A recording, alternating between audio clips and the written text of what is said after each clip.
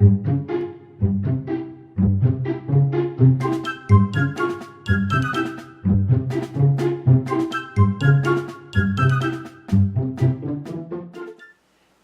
19. A New Cub. The point-blank question did not disconcert Billy Breckenridge. "Why, no, Grandfather," he replied soberly. "I didn't start the fire. That is, I don't think so." "You don't seem to be very certain, Billy. Did you roast wieners that morning?" interposed Dan. "No," the boy replied, thinking hard. "Oh, yes, I did too. It was only a little fire, though." "Little fires have a way of spreading into large ones if they are carelessly tended," remarked Mr. Hatfield.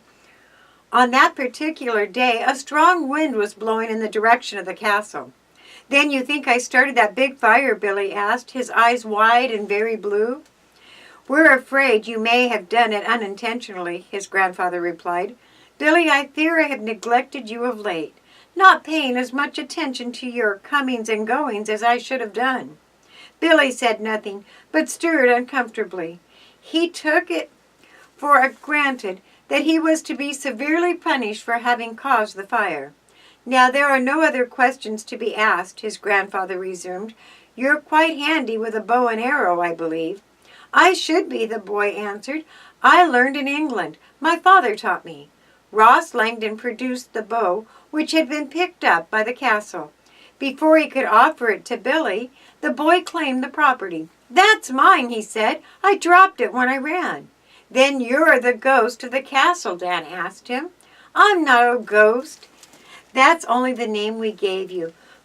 But you're the one who shot the arrows into our target during the tournament, and the one who kept peeking at us as we acted out our movie scenes," Brad questioned. "Sure," Billy admitted with a grin. "Then it follows that you're the mysterious archer who shot that arrow near Mr. Kane's automobile," Dan resumed. "You told us to search in Robin Hood's strongbox." "Did you find the treasure?" Billy demanded. "I know you did, because I see Grandfather has the bag of coins." Colonel Breckenridge directed a stern gaze upon his grandson. "Why did you hide the coins in the castle chimney's niche, Billy?"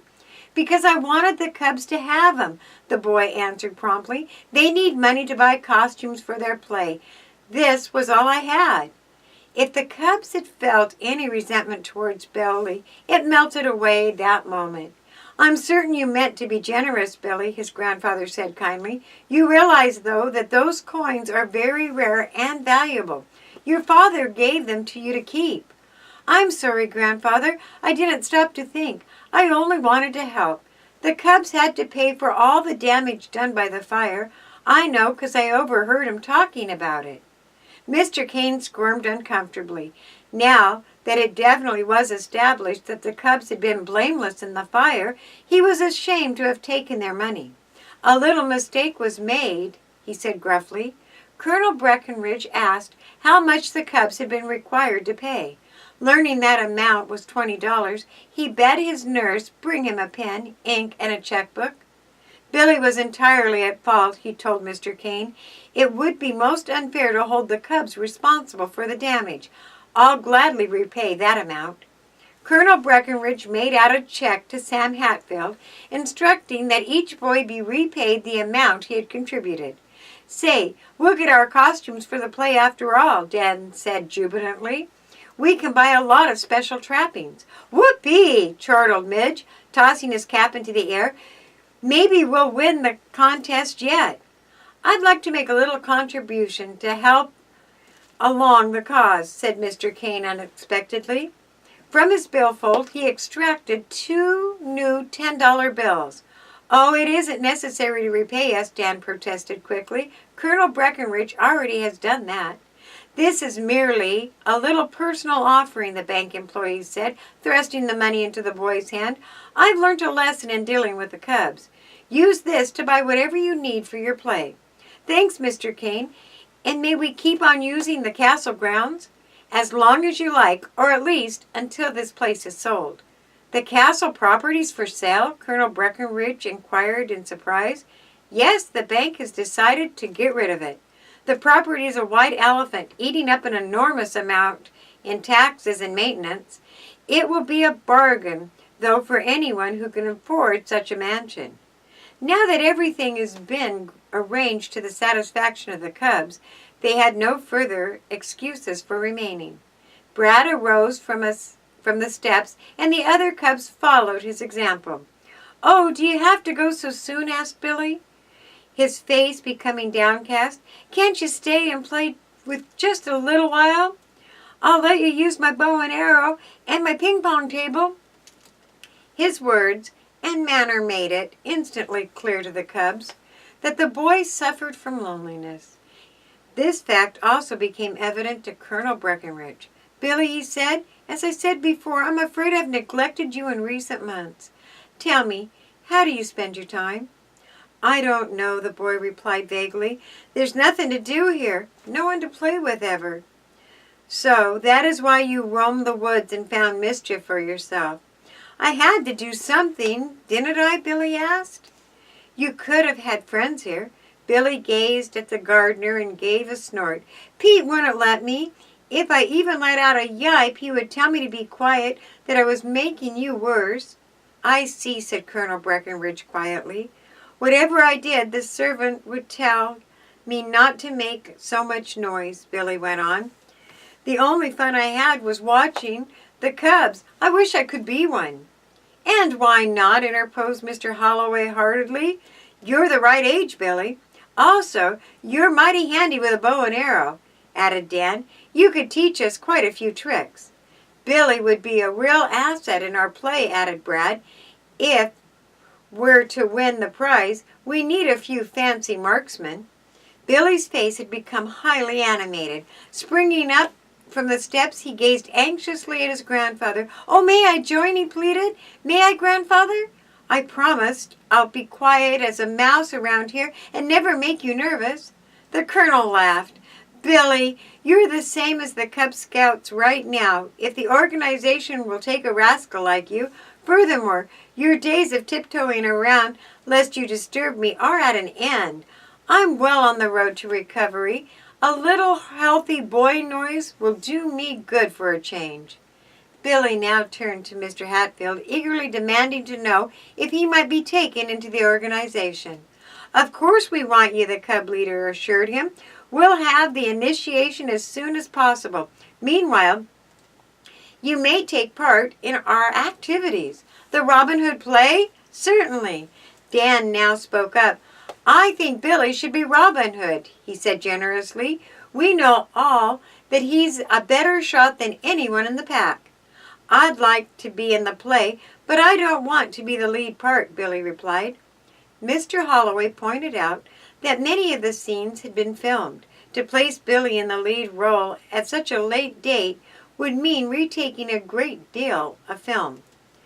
"We'll find a role for him," he promised. "Give me time to think of something." The boys told Billy a little about the Cub organization and particularly of their plans for the play. They were amazed to learn that the boy not only was thoroughly familiar with the Robin Hood story, but had visited the real Nottingham Castle in England. "You're going to be a big help to us in supplying authenticity details for the play," Mr. Holloway assured him. Colonel Breckenridge remarked that it was approaching the lunch hour. He would not hear of the Cubs leaving. Instead, he invited them all to remain for a picnic lunch. "Pete will look after everything," he said, chuckling at his own joke. "He likes visitors, you know." Billy was thrilled to think that the Cubs would remain. He flew about, issuing orders to the servants and telling them exactly what he wanted for lunch. Double tables were set up under the trees, and a cloth was spread. Although unable to join the group, Colonel Breckenridge watched from his wheelchair on the veranda. "How does the story of Robin Hood end?" Midge asked, as the boy sat eating hamburger sandwiches. "You've never told us, Mr. Holloway." "Robin Hood had a long and merry life in Sherwood Forest," the Den Dad responded. "If we like, we may end our story on that note. I was thinking, though, that an epilogue might be added. In this, Billy could play the part of Robin Hood in his old age and shoot the last arrow." "How does the epilogue go?" asked Brad. "The story is this. Mr. Holloway explained. Robin Hood had left England, but as springtime returned, he craves again to roam the woodlands of his beloved Sherwood Forest. He renews acquaintances with his old friends, Little John, Will Stuteley, Alan Adale, and Midge the Miller. Finally, he falls ill of a fever and seeks the aid of his cousin, the Prioress of Kirkless. The woman always has disliked Robin Hood and plots to bring his downfall. She locks him in a room of the tower and allows him to become weakened, declared Dan, who recalled the story. A long while elapsed before Little John hears his faint cries for help. By the time he traces the call and breaks down the oaken door, Robin Hood is on the verge of death. Yes, Mr. Holloway noted, and when Robin Hood realized that his hour had come, he bade Little John string his stout bow for him and choose a smooth arrow from his quiver. Then, from his bed, Robin Hood prepared to shoot through the open window. He directed Little John to dig his grave where the arrow came to rest. I don't like the sad ending to the story, Midge protested. The other cubs, however, favored adding the epilogue. They thought it not only would round up the story with the most effective scene, it would give Billy Breckenridge a chance to play the star part. I'll fix myself up to look like an old man, the boy declared happily. I can shoot that arrow from a laying down position easy as anything. Throughout the morning, Mr. Keene had been increasingly impressed not only by the cubs but by their plans for the Robin Hood play. When will it be given? He asked Mr. Hatfield. The cub leader told him that plans had been made to present the play before 3 judges the following Saturday. An invitation also would be extended to the parents to witness the show. This play deserves a larger audience, Mr. Keene declared enthusiastically. Why not put out posters and invite the town? We'd like to do that, Mr. Keene. The boys have worked hard. We were afraid, though, that the bank might not want so many people tramping over the grounds. Let me take care of that, replied the bank employee.